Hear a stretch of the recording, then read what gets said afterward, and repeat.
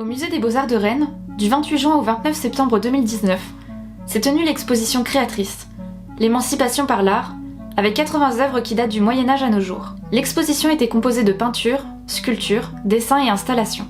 Cette grande exposition féminisme dédiée aux créatrices fut un événement à plus d'un titre.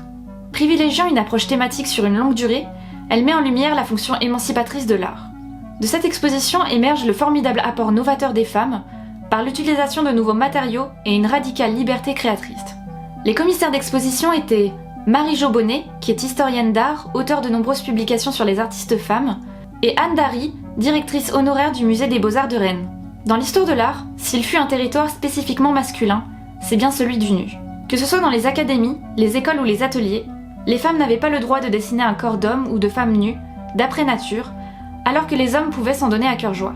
On a justifié cet interdit par le devoir de décence, attribué aux femmes dans le but de contenir la morale et les mœurs.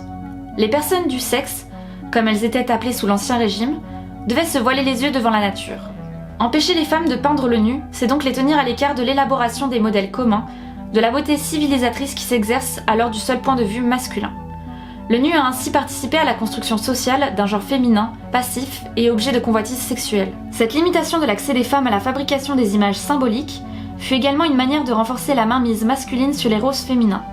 La pulsion érotique est une des grandes sources de la création artistique.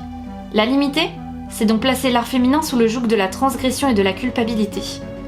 Dans un contexte social de séparation des rôles sexuels, vouant les hommes à la création et des femmes à la procréation.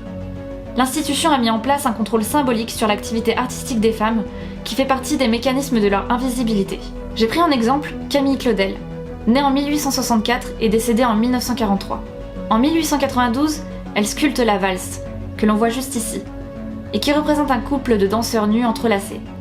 Elle écrit alors au ministre des Arts, dans l'espoir de bénéficier d'une commande de l'État pour le réaliser en marbre. Elle a 28 ans, et désire se libérer de l'étiquette d'élève de Rodin, qui l'irrite tellement qu'elle doit quitter l'atelier de la Folie de Neubourg qu'elle partage alors avec son amant sculpteur. Les marbres coûtent très cher à cette époque, et une commande de l'État lui permettrait d'inscrire son talent dans le marbre. Mais l'inspecteur en charge de rédiger le rapport lui demanda d'habiller ses personnages pour rendre l'œuvre publique. Il écrit dans son rapport : « Cette œuvre ne peut être acceptée. Le violent accent de réalité qui s'en dégage lui interdit, malgré son incontestable valeur, une place dans une galerie ouverte au public.